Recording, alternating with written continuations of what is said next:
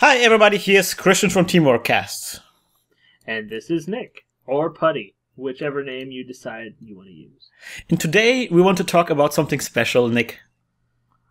Yes, we're talking about one of my favorite games that I got Krystian to play, and now Krystian has surpassed my level of experience and knowledge. I was the pupil, now I have become the master.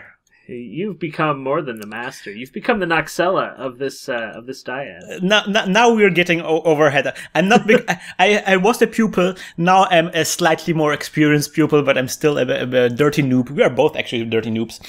We want to talk today about the beautiful game Netrunner. Yes, it's designed by Richard Garfield. You may know him from a particular game. Actually, there's a couple ways you might know about him by now. One is his most recent game, which is called King of Tokyo. Oh, yes. It's basically just a play on Yahtzee, but with giant monsters. It's actually really fun for multi-level age groups. Yes, but Netrunner is a very different game. Netrunner is a game about net running, about hacking. About hackers hacking into evil corporations' servers and stealing their secrets. Yes. He might also know Richard Garfield from his slightly more famous game called Magic the Gathering. Oh, I forgot. Yes, indeed. Well, for me, it's like Richard Garfield and Magic are so associated. It's not even worth mentioning at this point. It's like... It's true. It's true. But indeed, yes. He invented Magic the Gathering, and Netrunner used to be a trading card game that he also invented, but it wasn't very successful in the 90s. It came out at an unfortunate time. Yes.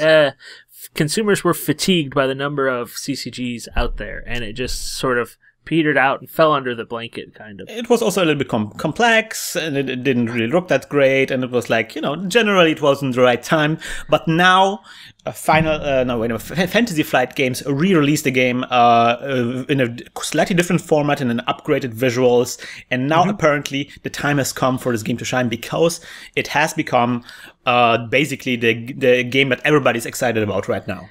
Yeah, it's amazing that Fantasy Flight managed to pull out this IP, because Hasbro is pretty notorious about not playing well with others. So Hasbro, which purchased Wizards of the Coast when Wizards of the Coast was failing, has done a tremendous job of resurrecting this game. Oh yeah, in the living card game format. So maybe let's start here. Maybe we can explain to people what living card format is, because many people might be familiar with a trading card format or a trading card game format, where you buy booster packs and there are random cards in it, and you get like very frustrated. When people think about trading card games, when I talk about trading card games, I get like this feeling in my stomach where it's like, ugh, I will have to spend so much money on this. Yeah. And it's sort of like that's a weakness of those games, right? Like that's the thing that they tested the most in Magic the Gathering. How can we minimize the effect of everyone who has too much money? Like the rich kid syndrome, I think is what they ended up the guy who buys like a whole display of boosters and gets all the rares and then basically wipes everybody out on the schoolyard. So the living card format does away with rares, uncommons, commons, ultra rares, foil cards, everything that you can imagine.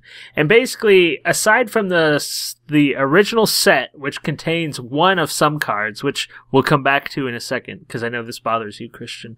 Every month they release a new set of cards, and typically it's about 30 cards total.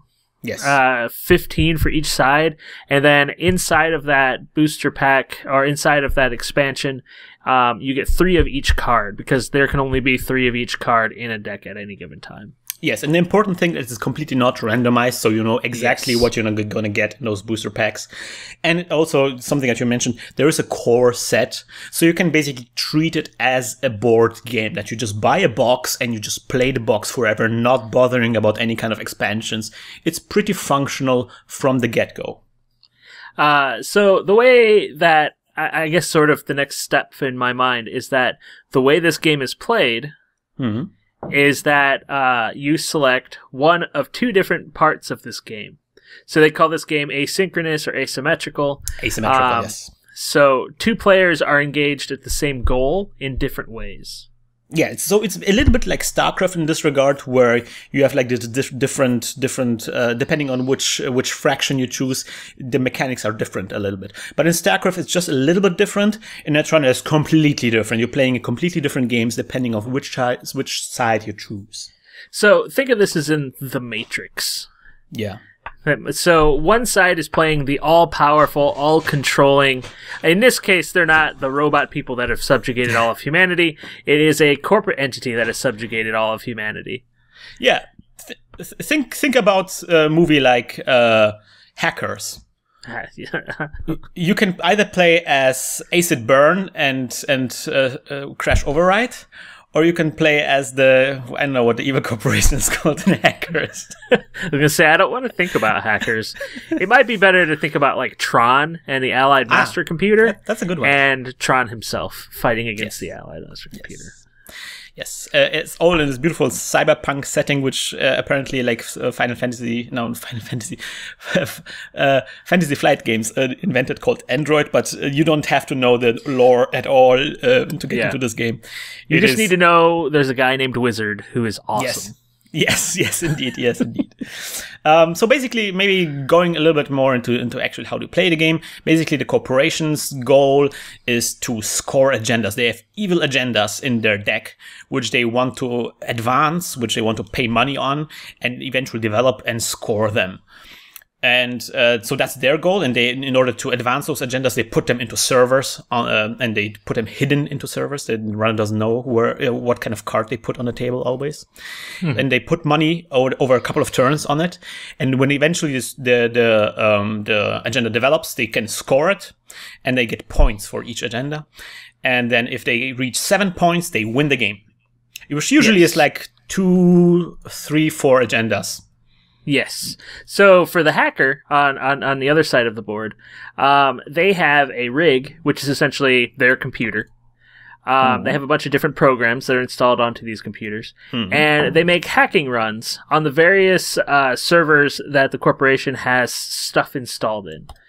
This also includes like the deck that the corporation is drawing from. It also includes the hand. So what cards the corporation player has in their hand. In addition to like actually, this is a question I have.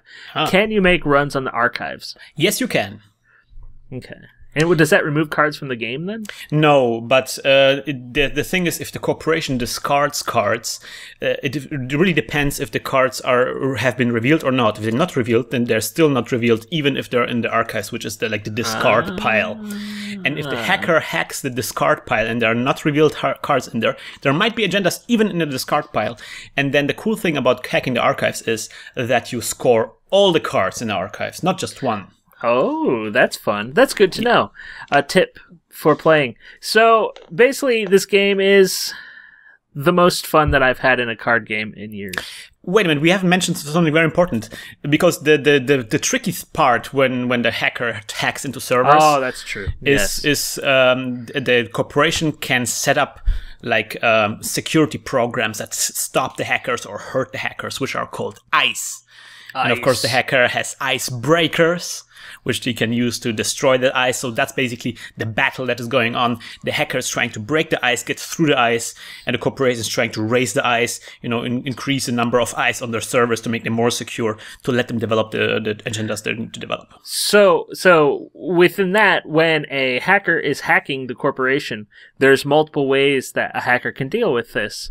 So the hacker can win by taking 7 agenda points away from the corporation. Yes. And you're right, the corporation can also score points by scoring 7 agenda points, but the corporation can also win by effectively murdering the hacker. Yes. By causing brain death, or they can remove all cards from their hands, and then they just really can't do anything else. Yeah. Well, the hacker could also win theoretically if the corporation runs out of cards in their deck, which technically never happens. In the tournament my first tournament, I almost got there. There were like 5 cards in the deck of the corporation, but then we ran out of time.